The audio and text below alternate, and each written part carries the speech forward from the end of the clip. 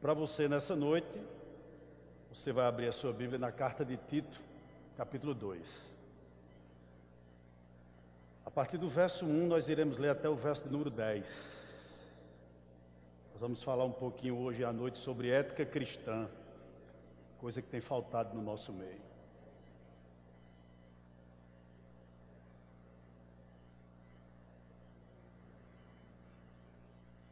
Tito capítulo 2, do verso 1 ao verso 10.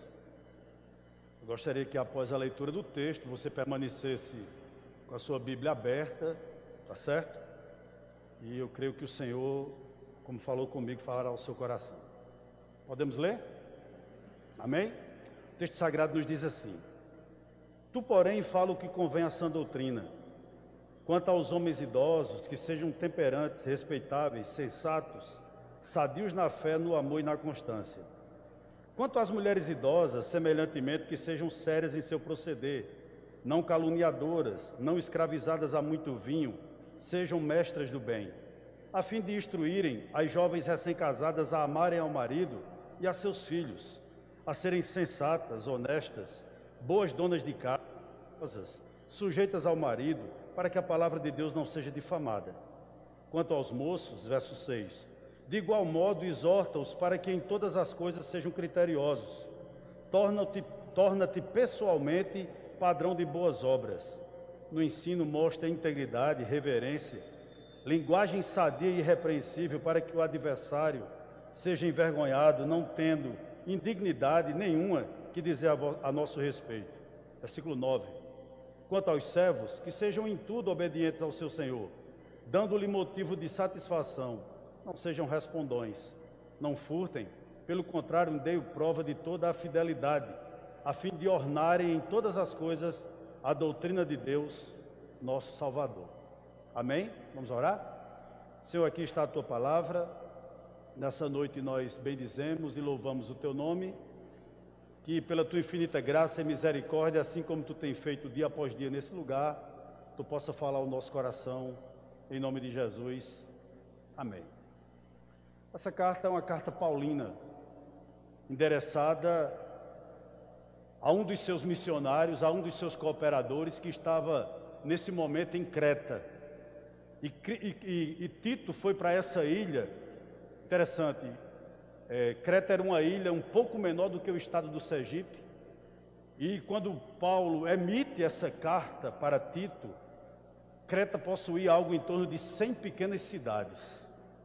E a grande maioria da população de Creta era constituída de homens bárbaros, de homens muito rudes.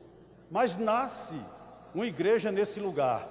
Nós não sabemos precisar como essa igreja foi fundada, se de crentes oriundos do Pentecostes ou não, não se tem certeza. Mas a questão é que nasceu uma cidade lá, Paulo começa a voltar os seus olhos para aquela cidade e manda um seu cooperador para colocar algumas coisas em ordem. Entre elas, ele diz a Tito: levanta uma liderança sadia. E depois Paulo vai dar algumas lições de como Tito deveria doutrinar aquela igreja. Interessante isso. Irmãos, o que me chama a atenção aqui, eu não sei você, mas eu particularmente, quando eu recebo uma palavra, quando eu escuto uma palavra, eu passo a semana todinha me lembrando daquela palavra. Você pode estar dizendo: pastor, isso é conversa. Vamos relembrar o seguinte. Domingo passado, pela manhã, o pastor Jamerson pregou aqui, ele finalizou a pregação dele de forma magistrosa. Ele disse o seguinte, que todos nós que somos cristãos, nós deveríamos entrar pela porta da frente da igreja e sair pela porta da frente. Em outras palavras, ele disse o seguinte: nós devemos entrar e sair, irmãos, sem deixar brechas. Ele terminou, e isso remoeu na minha mente a semana inteira. À noite, a irmã Janeide pregou. E, entre outras coisas, ela disse o seguinte, que o mundo possui 4 tipos de corações. Apenas um vai frutificar. Essa palavra vai fazer a diferença. A doutrina será pregada e nós veremos diferença na vida das pessoas. E ela disse uma coisa interessante também, que de todos os corações, a opinião dela, aquele que é sufocado pela palavra, ou seja, que até cresce, mas as riquezas do mundo, o mundanismo, as riquezas sufocam e a palavra não germina, aliás, e a palavra não consegue dar fruto. não consegue ir adiante. Hoje pela manhã o presbítero Fabrício pregou aqui uma palavra que nos levou a termos confiança plena no Deus que nós servimos. Qual é o ponto que eu gostaria de pensar com você aqui nessa noite? Será que na igreja nós só temos joio? Não. Porque biblicamente falando, nós temos trigo também. Agora o ponto é o seguinte: eu não acredito que na igreja só tenha joio, porque nós convivemos com pessoas que nós percebemos transformações na vida delas, que nós percebemos regeneração na vida de muita gente. Uma coisa muito importante nesse texto que nós acabamos de ler: normalmente quando você vai ler as cartas de Paulo, Paulo apresenta em primeiro lugar a doutrina. Primeiro ele dá a doutrina, depois pede o comportamento do cristão baseado naquela doutrina, coisa que ele não faz aqui, ele muda os fatores. Primeiro Paulo apresenta o comportamento cristão do 1 ao 10, e do 11 ao 14 Paulo dá a doutrina. E ele diz, olha, já que a graça de Deus, versículo 11, né? A graça de Deus se manifestou de forma salvadora a todos os homens, vivam dessa maneira. A graça de Deus no verso 11 é Cristo. E Paulo não está dizendo que a graça de Deus se manifestou para salvar todos sem exceção, mas ele está dizendo no verso 11 que a graça de Deus se manifestou e ela é suficientemente poderosa para salvar todo e qualquer tipo de pessoa, independente de sexo, independente de idade, independente de classe social. E é exatamente isso que ele vai trabalhar no texto que nós acabamos de ler. Você vai perceber isso na exposição do texto. Eu dividi isso é um texto fácil de pregar, qualquer irmão pregaria aqui. Eu tenho certeza que você pegasse esse texto, você já saberia até os pontos que iria pregar. Mas eu dividi assim, versículo 1, 7 e 8. Eu coloquei o seguinte: nós precisamos de referenciais. Olhe para o verso 1. Tu, porém, por que essa adversativa dita a Tito? Porém, tu, porém, Tito, por que Paulo diz isso? Porque na ilha de Creta, com base no versículo 16 do capítulo 1 dessa mesma carta, Paulo deixa uma coisa muito clara: já existia falsos mestres, já existia falso ensino.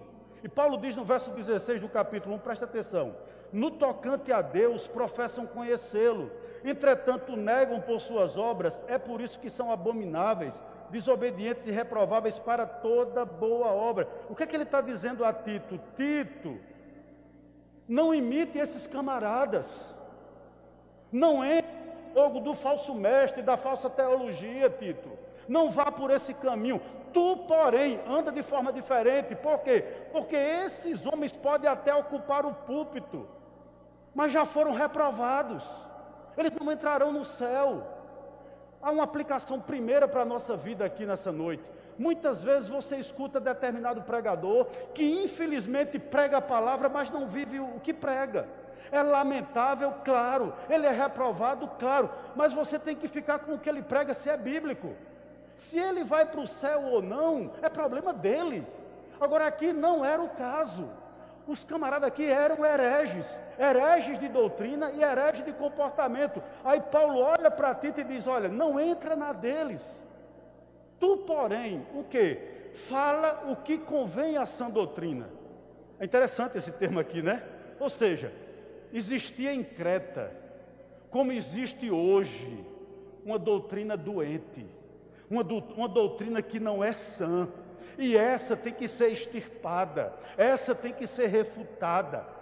Pelo qual? Pela verdadeira. Irmãos, nós não precisamos conhecer o falso, nós precisamos conhecer o verdadeiro.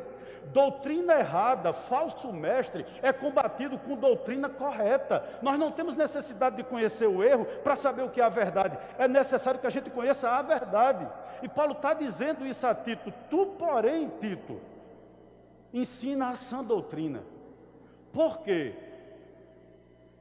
Tu, porém, fala o que convém. Outras versões dizem o seguinte: fala o que está de acordo com ela.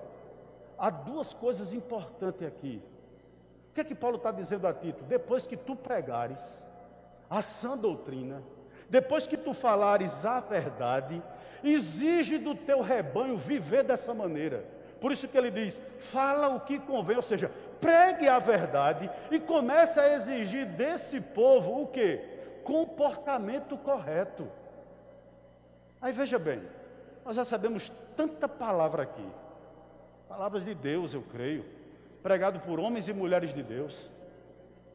Então, por que muitas pessoas não mudam?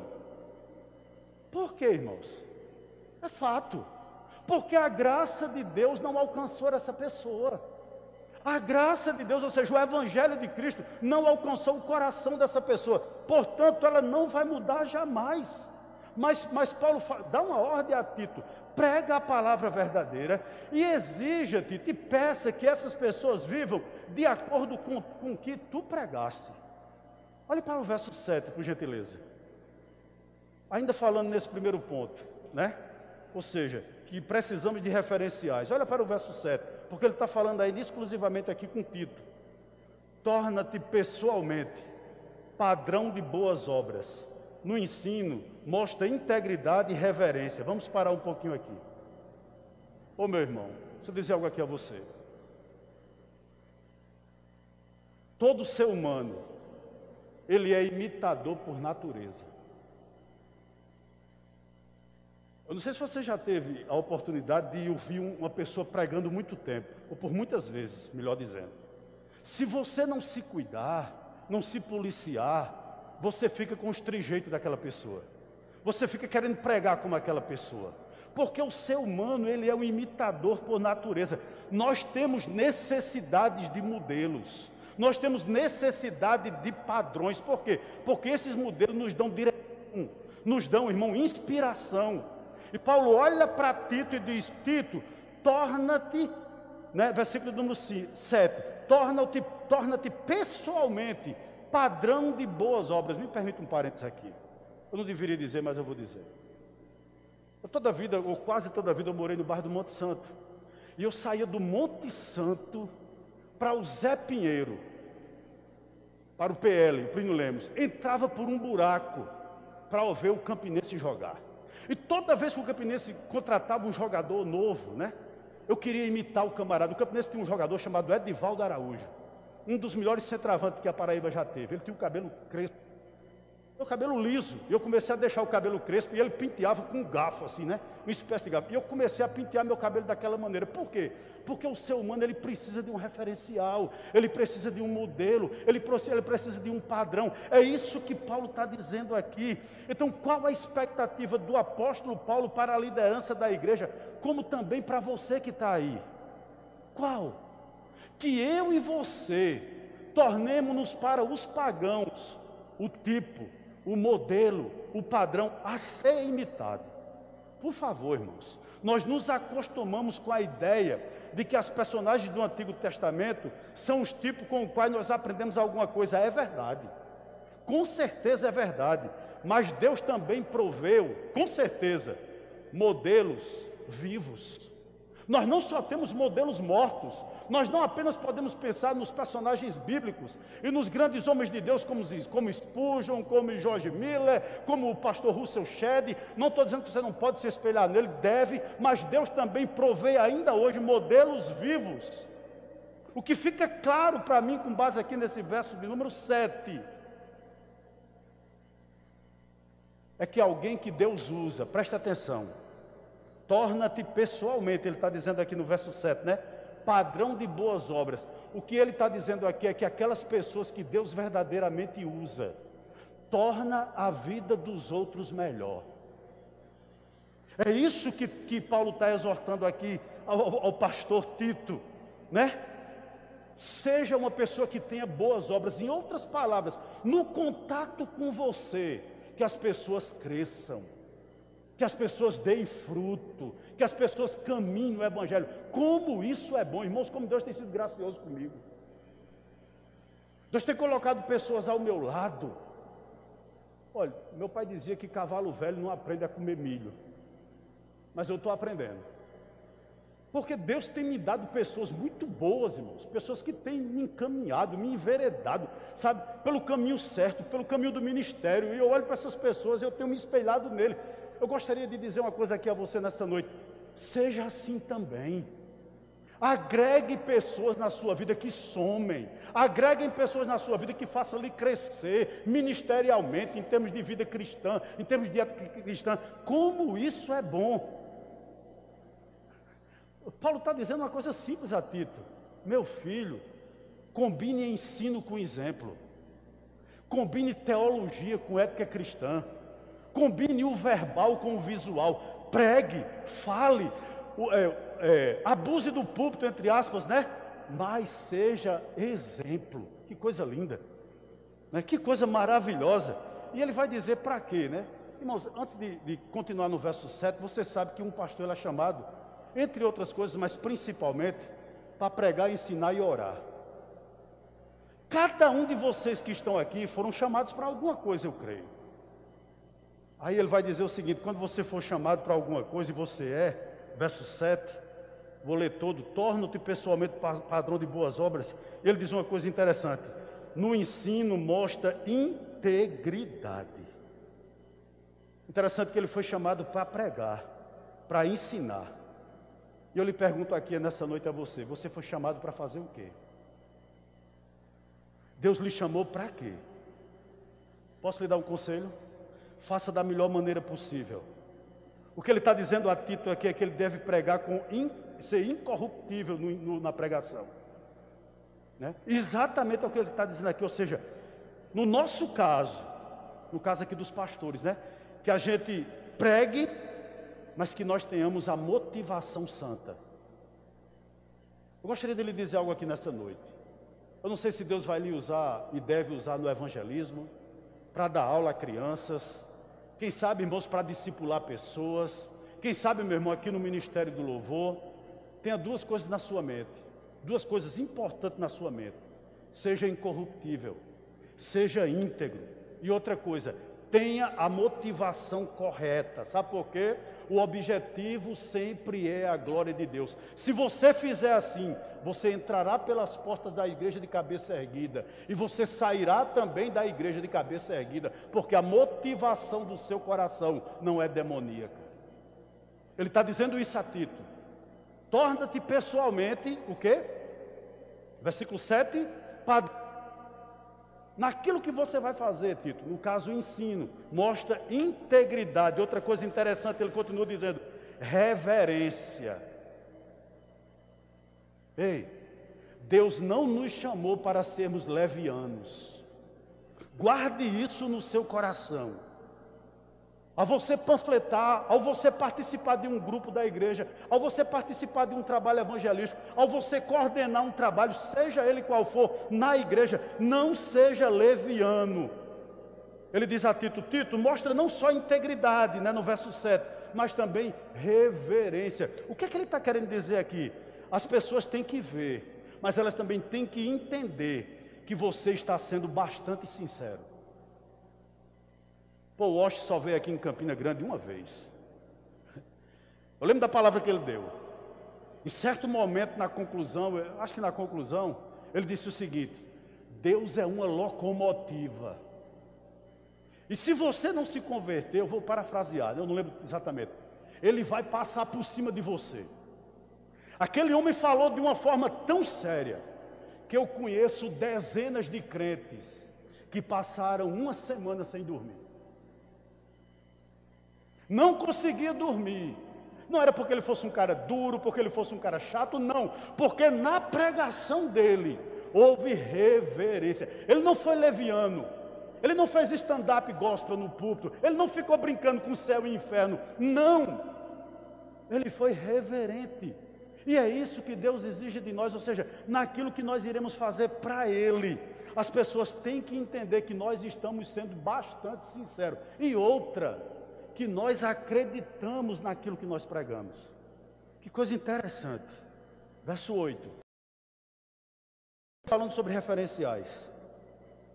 Ele diz no verso 8 o seguinte, continuando a admoestação a Tito, né? Que estava naquele momento resolvendo algumas questões daquela igreja em Creta. Ele diz o seguinte: linguagem sadia e irrepreensível, para que o adversário seja envergonhado, não tendo indignidade nenhuma que dizer a nosso respeito. Ô meu irmão, eu não estou dizendo que você não pode brincar no púlpito, eu não estou dizendo que você não pode rir, eu não estou dizendo que você não pode, não é isso que a Bíblia está dizendo, que você não pode dar um sorriso, deve. Eu não estou dizendo que você deve ser mal educado, eu não estou dizendo isso. Aliás, eu estou dizendo isso, você não deve ser mal educado, né? Mas interessante que ele diz uma coisa interessante: céu e inferno são tão reais que a gente não pode brincar com isso. Portanto, quando nós tivermos a oportunidade de falar de Deus para alguém, ou de fazer alguma coisa em nome do Senhor, eu creio que tudo que o crente vai fazer é em nome do Senhor, irmãos. Não existe lugar na vida do crente para o sagrado e o secular. Tudo é sagrado. Eu trabalho no secular, não, você trabalha no sagrado, porque o emprego que você está foi Deus que abriu. E você está lá para dar testemunho dele. Então não existe isso do sagrado e do profano. Não. Aí ele diz: quando você estiver fazendo o que Deus mandou você fazer, faça as coisas como diz aqui no verso de número 8, de forma sadia e irrepreensível. Interessante que Mark Lloyd Jones, ele analisando esse texto, olha o que ele diz. Ele diz o seguinte, palavras dele, abre aspas: eu confesso com toda liberdade, eu não consigo compreender um evangelista brincalhão. Veja a vida dos homens que Deus usou de modo mais poderoso, e invariavelmente você descobrirá que eles eram homens sérios, sóbrios, homens tementes ao Senhor. O que Paulo está dizendo aqui a Tito, está dizendo o seguinte: Tito, quando tu estiver desempenhando o teu ministério, mostra para as pessoas que estão te ouvindo linguagem sadia e irrepreensível, porque isso vai fazer duas coisas boas em prol da tua vida, do ministério e do evangelho. Finalzinho do verso 8, por favor. Para que o adversário seja envergonhado, não tendo indignidade nenhuma que dizer a nosso respeito. Duas coisas acontecem aqui. Primeiro, quem são aqui esses inimigos? São os críticos pagãos do cristianismo. O seu vizinho, uma pessoa que não gosta de você, uma pessoa que não compartilha da sua fé, pode até falar mal de você, por inveja, por outras questões. Mas no que tange o seu testemunho, se você é uma pessoa assim que tem linguagem sadia e irrepreensível, ele não pode tocar.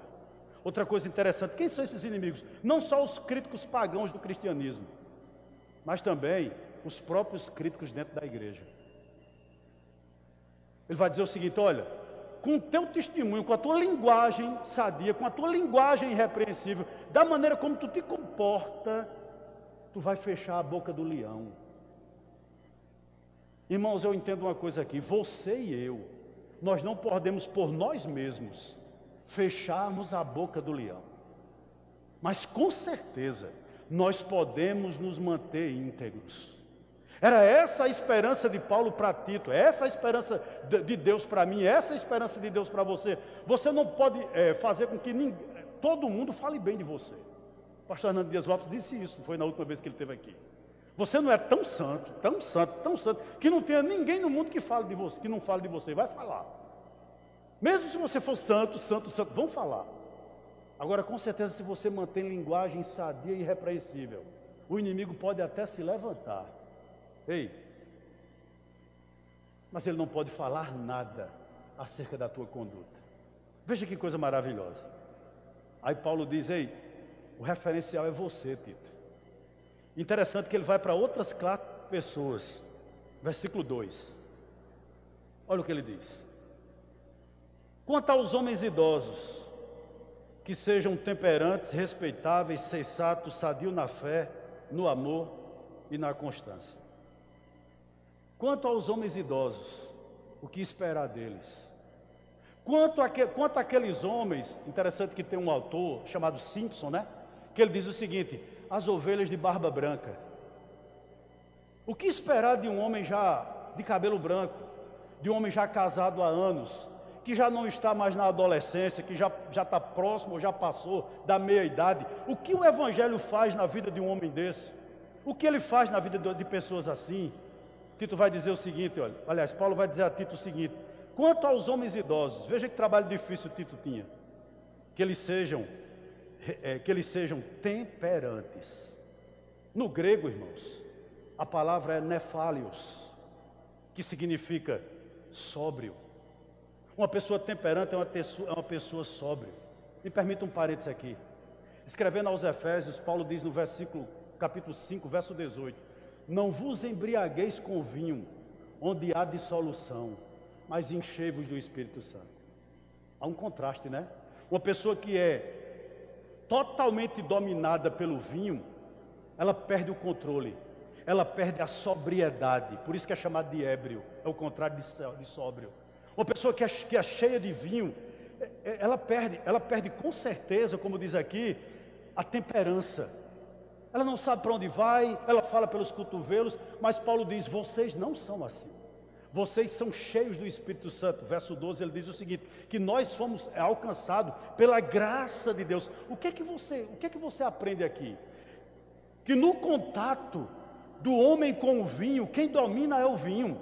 Mas no contato do homem com o Espírito Santo, quem domina essa relação é o Espírito Santo.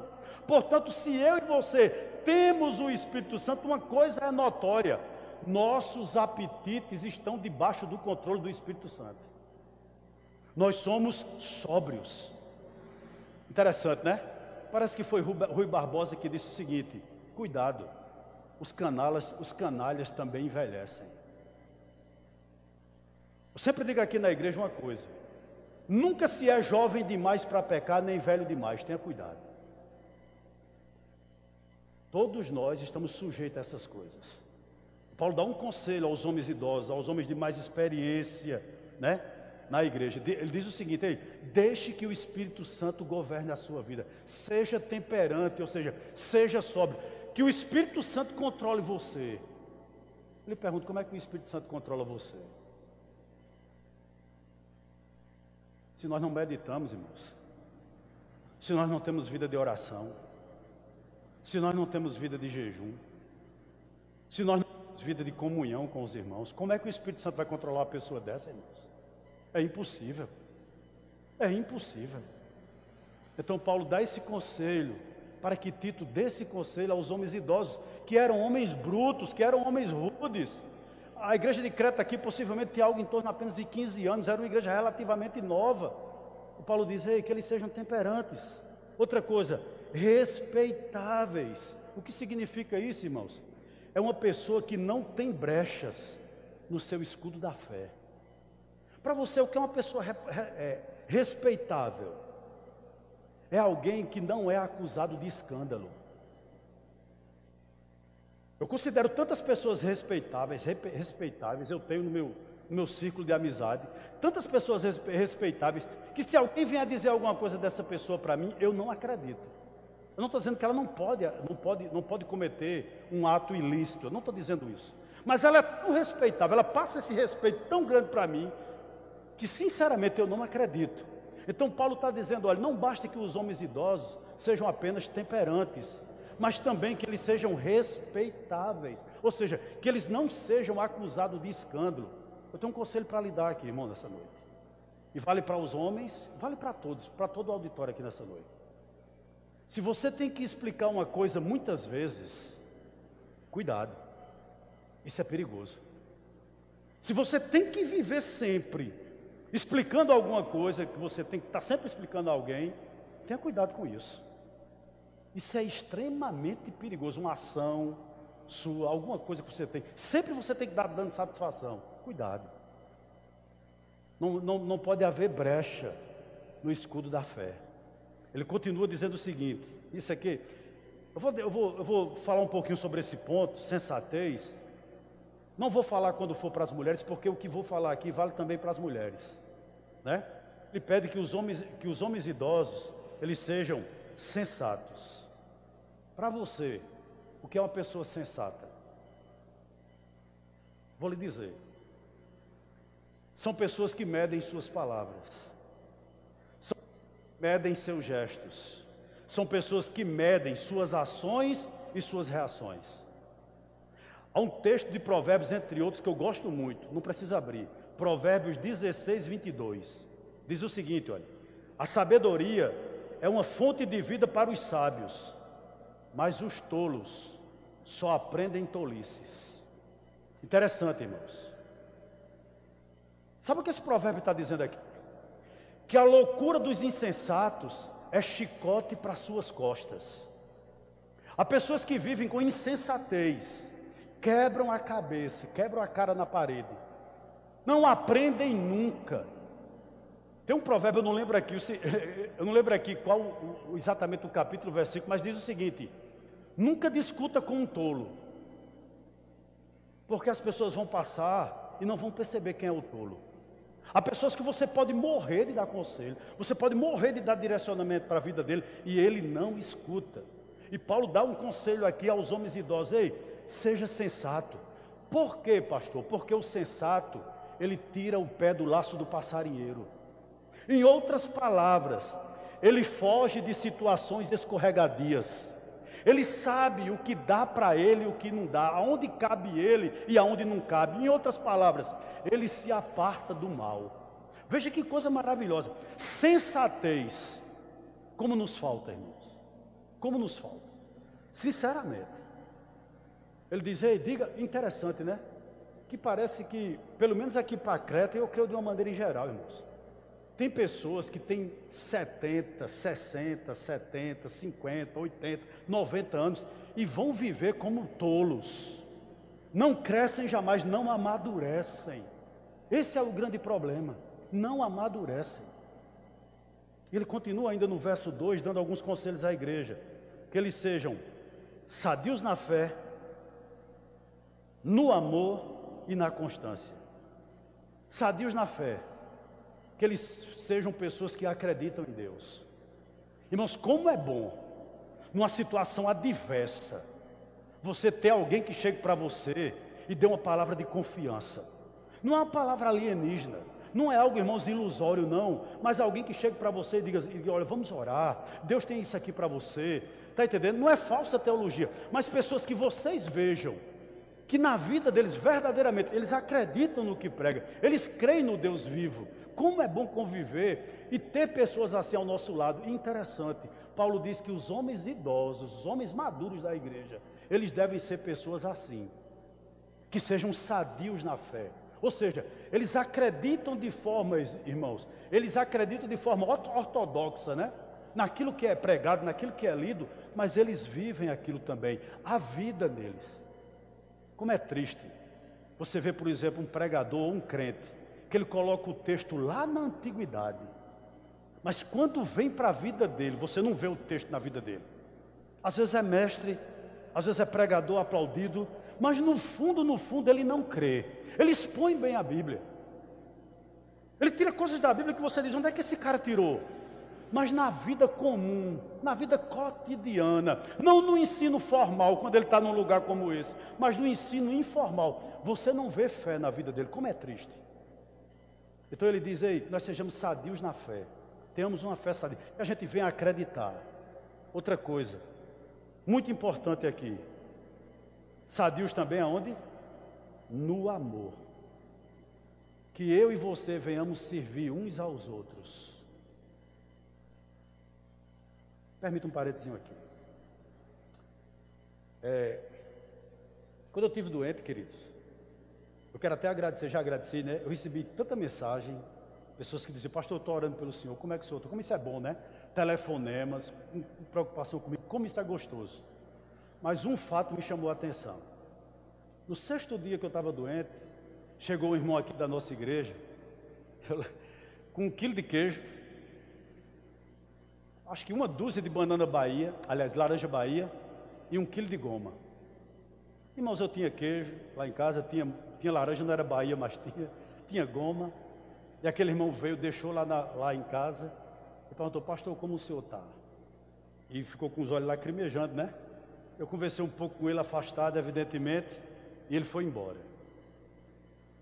O ato desse irmão, de amor desse irmão por mim naquele momento, foi 10 vezes melhor do que o atendimento que eu tive na UPA. talvez 100 vezes melhor. Não foi pelo queijo, que era excelente, não foi pelas laranjas, que eram excelentes, não foi pela goma, não foi por isso. Foi pelo fato dele ter ido lá e demonstrar amor, me dar uma palavra.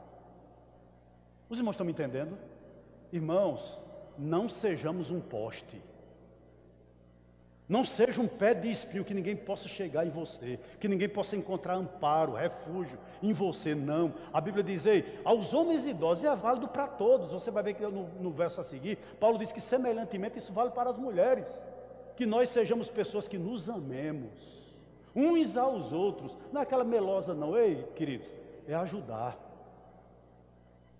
A Bíblia diz que nós devemos nos alegrar com os que se alegram. E devemos também chorar com os que choram. Na fé, sadios no amor, e sadios o quê? Na constância, ou seja, na esperança. Ou seja, que os homens idosos, ou com os homens mais experientes, né? Eles esperam com paciência a ação de Deus nas suas vidas. Eles esperam as respostas de oração, crendo que o Senhor vai responder. Sim ou não, mas Deus vai responder. Que coisa maravilhosa. Depois desse grupo de pessoas, Paulo passa a falar, e eu não sei porquê, até de uma forma ele usa mais versículos para as mulheres idosas do que para os homens idosos. Do 3 ao 5, né, ele vai falar exclusivamente às mulheres idosas. Aí ele diz o seguinte, olha, quanto às mulheres idosas, semelhantemente, ou seja, o que foi dito para os homens é válido também para as mulheres, mas ele acrescenta mais algumas coisas. E ele começa dizendo o seguinte, que sejam sérias em seu proceder, é o sinônimo de serem honestas. O que ele vai dizer lá na frente, quando ele vai pedir que elas sejam honestas, na realidade é a mesma coisa que ele pede aqui, que elas deveriam ser sérias em seu proceder. Interessante, irmãos, que Paulo não está dizendo aqui que a mulher cristã, ela tem que ser alguém sisuda, que a mulher cristã, ela tem que ser alguém sem graça, que a mulher idosa cristã, ela tem que ser uma pessoa amarga. Não é isso que Paulo está dizendo. Não é isso que Paulo está dizendo. Aliás, e aqui eu não sou mulher, né? Eu acho que você já deduziu isso. Mas é muito ruim ser sisudo, irmão. Eu posso fazer uma confissão aqui a você? Eu detesto meu jeito. Nem eu gosto de mim. Porque eu tenho a cara de delegado. Eu detesto isso. Eu não sou uma pessoa mal-humorada, eu não sou uma pessoa brava, não sou. De maneira alguma. Mas esse meu jeito, né? Quando eu fecho o rosto, que cara sisudo, é verdade. Né? Meu rosto às vezes espanta algumas pessoas, eu detesto. Estou sendo sincero com você. Interessante que lá vizinho lá de casa morava um senhor, que ele era ignorante que só, mas ele mandou fazer uma prótese bem grande. Ele vivia rindo. Mas rapaz, como fulano é simpático? De simpático não tinha nada. Eu vou perguntar até o filho dele onde ele fez, porque quando eu perder os dentes, eu vou comprar uma para mim. É horrível você ser assim. Eu estou dizendo comigo. Isso atrapalha demais, irmãos. Demais. Até quando eu vou pregar. Né? Chega James numa igreja, todo simpático, sorridente, né?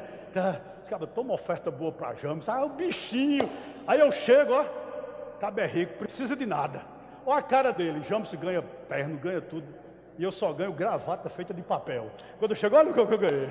Está entendendo? Como atrapalha. Eu estou dizendo eu. Sabe? Isso é ruim demais. É horrível. É horrível. Mas eu nasci assim. Vou fazer o quê? Né? Mas eu não gosto. Estou dizendo eu não gosto. E Paulo diz uma coisa interessante aqui às mulheres. Não, ele não está dizendo que elas sejam sisudas, que elas sejam carrancudas, que elas sejam pessoas amargas, não. Mas que elas sejam sérias em seu proceder. O que é que ele está dizendo? Que uma mulher cristã, ela fecha as brechas. É exatamente isso que ele está dizendo, ou seja, ela fecha as janelas da tentação, ela fecha as janelas do desejo proibido. Um exemplo, ela foge de circunstâncias perigosas. Essa semana, irmãos, eu recebi um telefonema de um pastor amigo, ninguém da Brasil para Cristo, de outro ministério. Ele disse, pastor, eu vivi uma situação na minha igreja horrível. Por quê? Porque uma mulher casada da igreja dele começou a desabafar com outro irmão. Mas eles não estavam tendo contato, digamos assim, nem pornográfico, nem mensagens de cunho para adultério, não. Ela apenas começou a desabafar com aquele irmão, falta de sabedoria, e gerou uma confusão enorme na família do irmão que estava recebendo a mensagem, porque ele devolvia as mensagens. A mulher pegou, achou estranho, foi até o gabinete, uma confusão enorme. Então, por que isso aconteceu? Porque faltou nessa mulher o quê? Um procedimento sério. Ela deixou brechas abertas, né? Ela deixou, irmãos, arestas abertas, com certeza.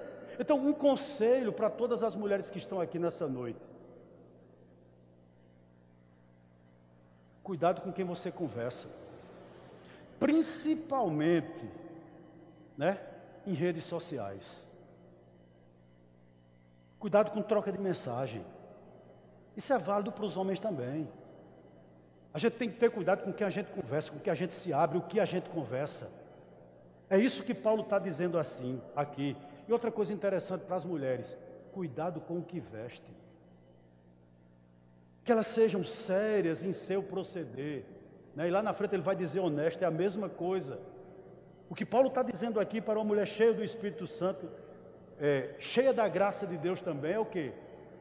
Que ela não deixe arestas em sua vida. Um exemplo bíblico disso, irmãos, é Betseba. Betseba foi tomar banho ali, por quê?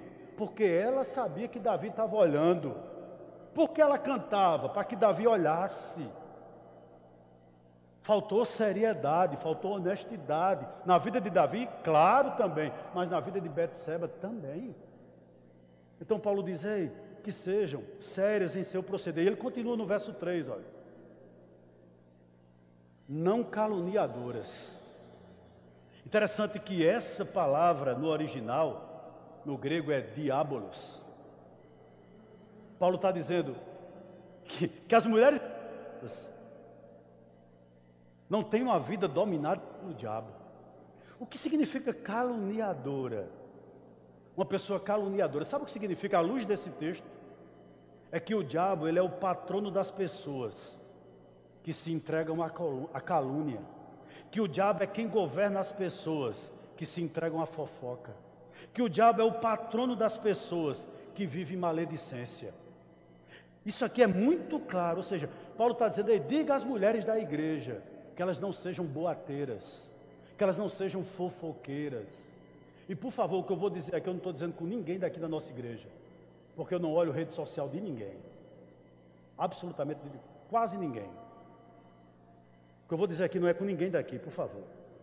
Mas é muito triste nós percebermos, nós vermos pessoas que se dizem salvas na pessoa de Jesus Cristo usarem Instagram, usarem Facebook para indiretas, para desabafos, para postagens dúbias em redes sociais.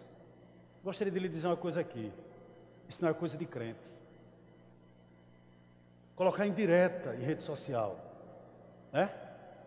Está desabafando em rede social. Isso não é coisa de uma mulher e de um homem também. No caso aqui de mulher, que foi alcançada pela graça de Deus. E você me perguntaria por quê? Simples. Nós podemos, irmãos, dar vida ou matar qualquer relacionamento, dependendo da maneira como nós nos comunicamos. Você pode acabar um casamento, você pode acabar um relacionamento com um filho, você pode acabar um namoro, um noivado, você pode acabar uma amizade, da maneira como você se relaciona com essa pessoa. E o que tem em rede social de desabafo, de desafeto, de indiretas, causa náusea. Causa náusea. E assim, o que às vezes entristece, e muito, é saber que aquela pessoa é, entre aspas, cristã. Paulo diz: isso não é um proceder, no caso aqui, de uma mulher cristã, de uma mulher convertida. Não é. E no ano? Ainda no verso 3, parte finalzinha, ele diz: não sejam caluniadoras. O próximo, eu creio que é autoexplicativo. Não escravizadas a muito vinho, ou seja, que não se embriaguem. Mas ele diz uma coisa interessante: que sejam mestras do bem. Ô irmãos, eu nunca vi numa igreja, sou sincero a você, eu não conheço, pode até ter, eu estou dizendo que não é do meu conhecimento, um ministro de mulheres mais velhas. Não conheço. Mas as mulheres mais velhas são até esquecidas na igreja, e é antibíblico. Paulo está dizendo aqui que as mulheres idosas, elas mestras do bem. O que significa isso? Professora de coisas boas. Veja que coisa interessante. Que as mulheres idosas da igreja, ele está dizendo aqui no verso de número 3, sejam mestres do bem, mestras do bem. Ou seja, ele está dizendo aí, ele não está aqui se referindo ao ensino formal, como Janeide faz com as irmãs, não.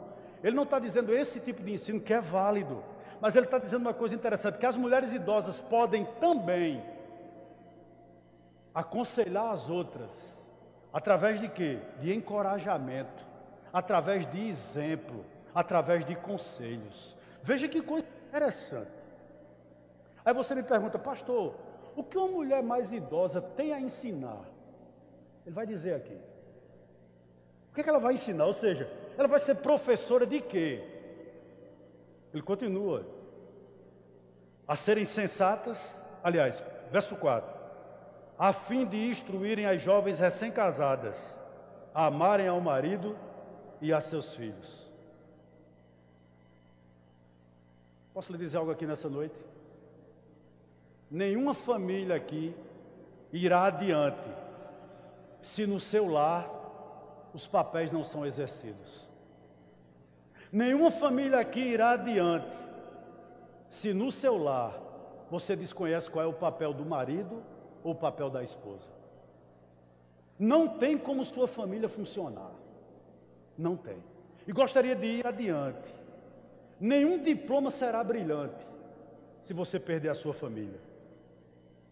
Nada, nenhuma conquista, nenhuma mansão que você for morar, nada disso vai valer a pena no final da tua vida. Sabe por quê? As pessoas mais importantes da nossa vida são nossos cônjuges e nossos filhos.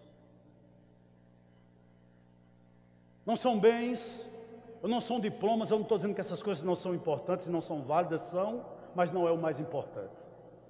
Interessante que Paulo está dizendo aqui às mulheres idosas, peguem as mais jovens e digam a ela como ser mulher. Ensinem a ela que os filhos dela precisam ter cheiro de mãe e não de creche. Que quem cuida de filho é mãe, não é avó nem avô. Ensine isso a elas. Precisa ensinar isso a elas. É muito interessante, irmãos, isso aqui. Instrua elas, Tito. Instrua elas a serem isso. Interessante, né? Eu não vou ler o texto. Em 1 Pedro, parece 1 de Pedro, se eu não me engano, capítulo 3, verso 1. A Bíblia diz que a mulher, mesmo tendo um marido discreto, ela deve ganhar ele sem falar palavra alguma. Pedro não está dizendo ali que ela não deve pregar pelo marido, ela deve pregar porque a fé vem pelo ouvir e ouvir a palavra de Deus. Mas o que Pedro está dizendo ali é que quando o marido dela é incrédulo, vê a maneira como ela se comporta dentro do lar, ele vai dizer o seguinte: vidas transformadas, mesmo caladas, são eloquentes. Isso é interessante demais. Ei, ensine isso, a amarem ao marido e aos filhos. Outra coisa, ele continua, né? Versículo de número 5, a serem sensatas, eu já falei, o que é válido para o homem é válido para a mulher. Honestas, tem tudo a ver com sérias em seu proceder. Ele continua, boas donas de casa. Meus irmãos, sabe o que isso significa? Que as mulheres casadas trabalhem em casa. Esse verso aqui, diz John Stott, não serve de base suficiente para que as mulheres só possam trabalhar dentro do lar e a Bíblia esteja proibindo as mulheres de exercer outra função fora do lar. De maneira alguma. As mulheres podem e devem, se precisam, trabalhar fora do lar, não tem problema algum. O problema é o seguinte: ela não pode esquecer que ela é casada. Ela não pode jamais esquecer que ela tem funções como esposa e como mãe. É interessante isso. E infelizmente, no mundo onde nós estamos vivendo, essas coisas estão sendo perdidas. Veja que Paulo escreve há 2000 anos atrás. mas é válido para ainda hoje, né? Que elas sejam boas donas de casa, ou seja, que não deixem de fazer as suas funções dentro do lar, batendo perna onde não deve. Minha mãe sempre me diz o seguinte, dizia, né? Ainda diz, graças a Deus é viva. Você conhece uma mulher organizada pela frente da casa dela. Se a frente é limpa, tem tudo para a casa ser limpa. Que elas sejam boas donas de casa. Abri um parênteses aqui bem rapidinho. Ontem eu fui na casa de uma parenta minha, presta atenção. Ela casou com um homem, que a mulher adulterou, foi embora, ela casou, ele com 6 filhos. Tudo pequenininho. Ela criou os 6. Teve mais 3 filhos dele, 9. Trabalhava fora e trabalhava em casa. 9 filhos. Formou 8. Só tem um que não é formado porque não quis. Interessante que, com 5, 6 anos que ela estava casada com esse rapaz, ela arrumou um amante. Viveu 17 anos com um amante. Chegava para ela e dizia o seguinte: eu não posso deixar fulana, porque sem ela eu não vivo. E ela continuou lá no casamento. 17 anos depois ela abandonou essa mulher. E ontem ela dizia: minha Ritinha, sabe por que eu nunca deixei ele, Ritinha? Porque eu não queria que meus filhos perdessem o referencial mesmo troncho do que é ser pai, nem perdesse a minha presença como mãe. Ela tinha todo o direito de deixá-lo? Tinha. Ela tinha toda a razão para deixá-lo? Tinha. Se ela viesse se aconselhar comigo, eu fosse o pastor dela na época, eu diria: deixe. Está em adultério, maltrata você. Eu teria dito: deixe. Mas ela continuou. Agora, pasmem vocês. Ele hoje com 91 anos. Ela é quem veste ele, com a roupa que combina. Você está amassado, engoma. Essa gravata não combina com esse terno, esse sapato não combina com esse terno. Ontem, 9h30 da noite, ela foi fazer lanche para ele. 84 anos ela tem. Sabe qual é o ponto aqui? Ela não tem a graça de Deus, ela não é crente. Isso é graça comum. E o que eu acho interessante é que tantas, eu não estou dizendo aqui, eu não sei a realidade da sua família, mas tantas mulheres aqui que se dizem cristãs. Teu marido te trata tão bem. Ele é falho, né? Ele é falho, mas ele tenta ser um bom marido. Ele tenta ser um bom pai. Ele tem as falhas dele. Mas mesmo assim você não o suporta. Mesmo assim você não consegue amar a ele e amar os seus filhos. Será que falta graça a gente? Graça salvadora? Pense sobre isso. Mas Paulo continua, dizendo o seguinte, olha, sejam boas donas de casa, e ele continua, bondosas. Interessante. Só existe uma pessoa na Bíblia que é chamada de boa, e é um homem, né? Lá em Atos capítulo 11, verso 24, a Bíblia diz que Barnabé era um homem bom. Embora existissem muitas pessoas boas na Bíblia, mas a Bíblia só chama um homem de bom, em toda a Bíblia, e esse homem é Barnabé. Você vai analisar a vida de Barnabé, nós já vimos aqui em exposição aqui, que Barnabé era um homem o quê? Porque ele era bom, entre outras coisas, porque ele investia na vida das pessoas. Ele fazia investimento na vida das pessoas. Interessante, Paulo diz aqui que as mulheres casadas, mais velhas, elas devem ser bondosas. O que você aprende aqui? Que você não transforme o seu lar no inferno. Eu vou ler 2 textos aqui, irmãos, que devem lançar luz sobre o que nós estamos vendo aqui. Provérbios 21, 19.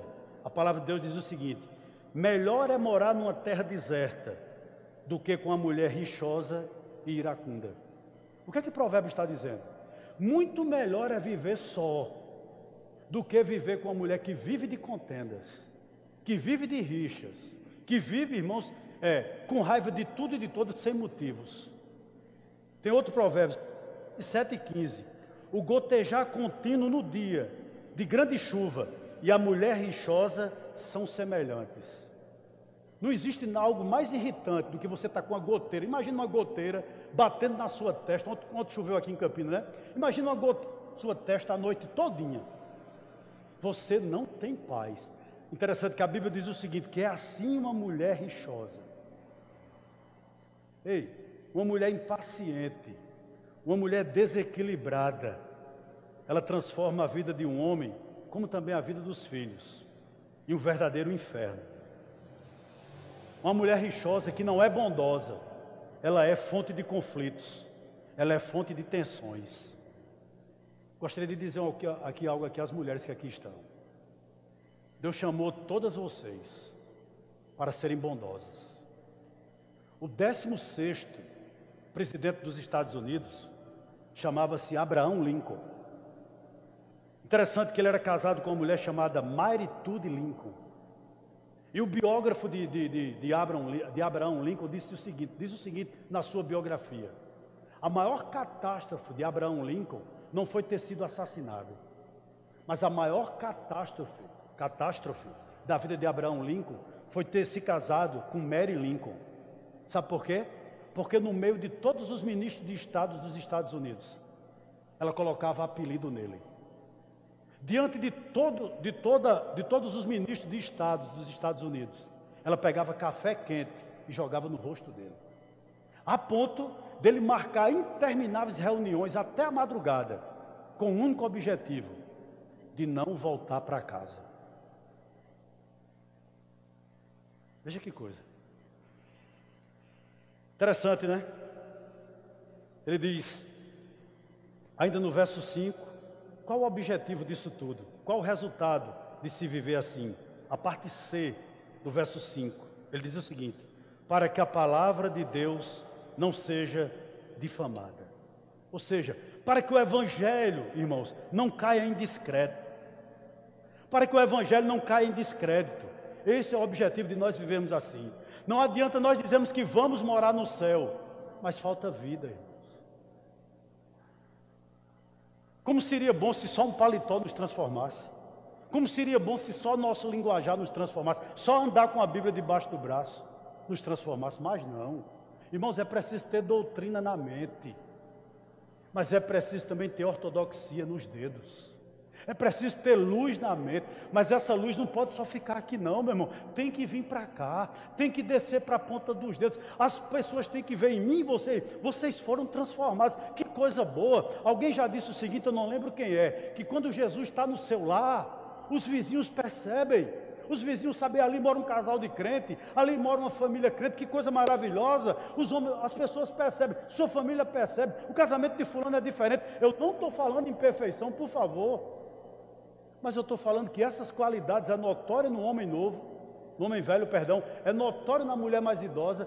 Aquelas pessoas que têm entrado na igreja, as mulheres mais novas, são moldadas pelo exemplo dessas pessoas, e também é notório na liderança.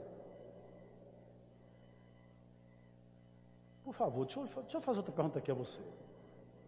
Quem são seus referenciais?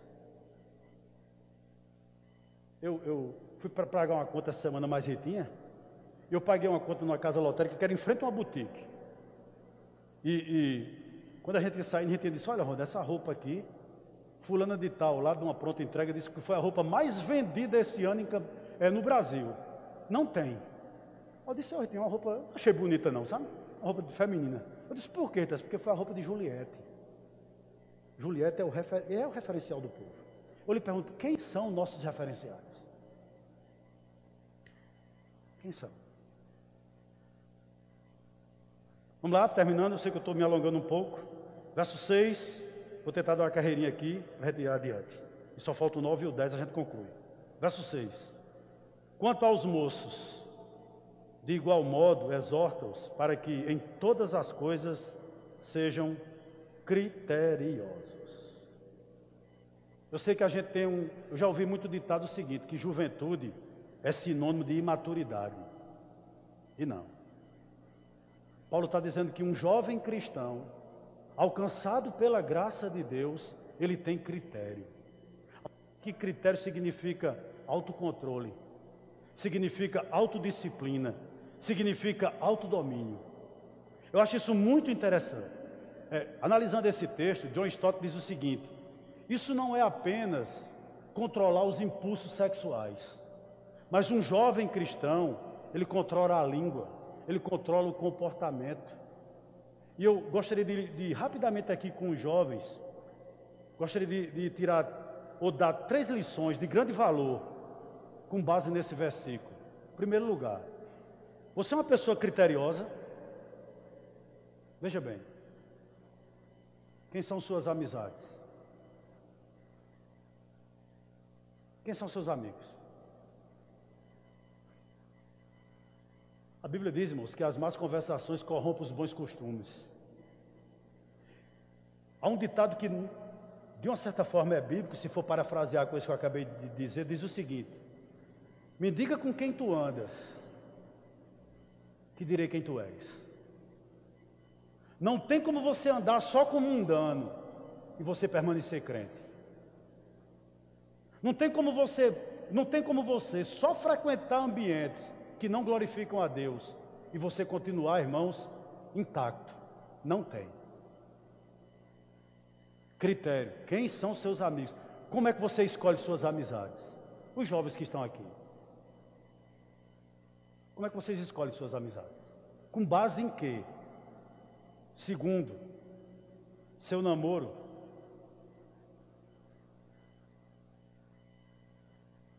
Hoje se escolhe namorado pelo corpo, pelo físico, se é belo, se não é.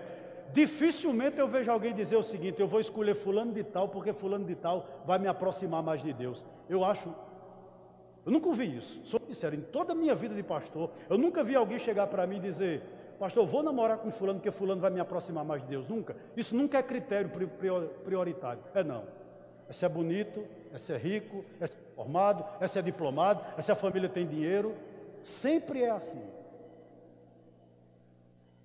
Nunca chegou para dizer: será que vai me aproximar mais de Deus ou vai me afastar? Você tem esse critério? Terceiro, sua profissão. Você quer ser o quê? E a profissão que você vai escolher, trouxe você mais perto de Deus? Ou pelo contrário, a cada dia lhe afasta mais? Não é de Deus. Uma profissão, irmãos, que você não tem tempo para o Senhor. Uma profissão que não agrega a você valores cristãos. Onde ao invés de você ser luz, você se torna cada dia mais trevas. É sal que é pisado, não tem valor algum. Que profissão é essa? São critérios, irmãos, que os jovens que aqui estão deveriam levar em conta. Coisa que eu e talvez muitos homens aqui de barbas brancas não tivemos oportunidades. Porque não tivemos essa base. Não existe um pastor, não existe um pregador, não existe um homem idoso para me dar conselho, não existe uma mulher idosa para dar conselho a você que está aí. Mas pais cristãos, você vê seus filhos tomando o rumo errado e vocês de braço cruzado.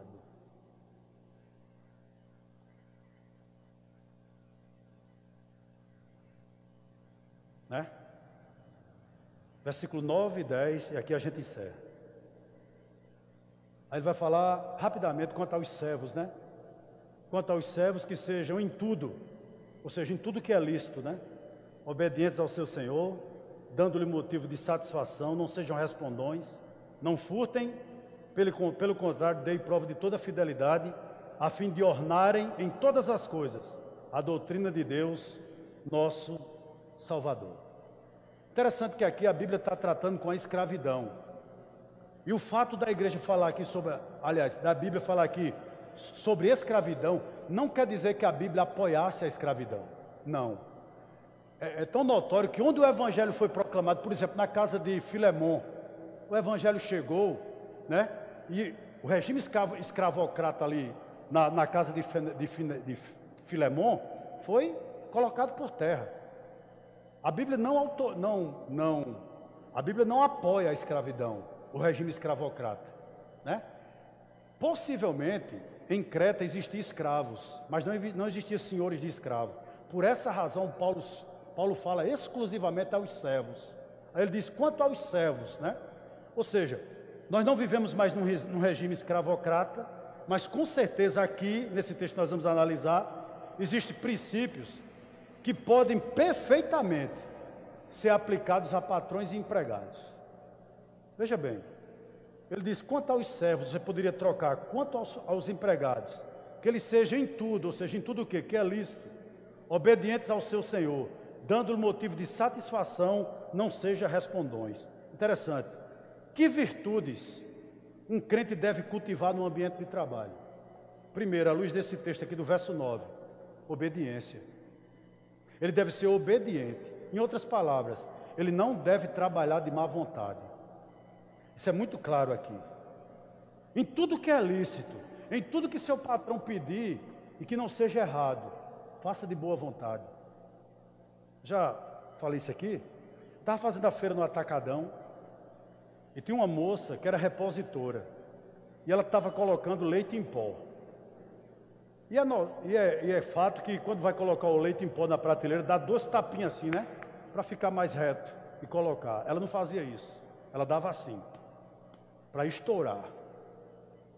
E assim, irmãos, me deu muita vontade de chegar lá e dizer ela o seguinte, presta para sair. É muito melhor você pedir para sair do que estar fazendo dessa maneira. Eu não sei se ela era crente, não é o caso aqui. Sabe? É muito triste, irmão, você trabalhar de má vontade. Você fazer meia sola, como se diz. Está trabalhando numa empresa, mas não honra, não é obediente. Ei, isso é péssimo testemunho. E no verso 10, eu chamo a sua atenção no verso 10, quando Paulo diz, não furtem. Outra coisa, outra virtude que deve ser cultivada, a fidelidade. Irmãos, crente que é crente, não precisa ninguém te vigiar. Você não vai matar a hora, você não vai arrumar atestado para dizer que está doente sem estar. Você não é crente? A graça de Deus não lhe alcançou?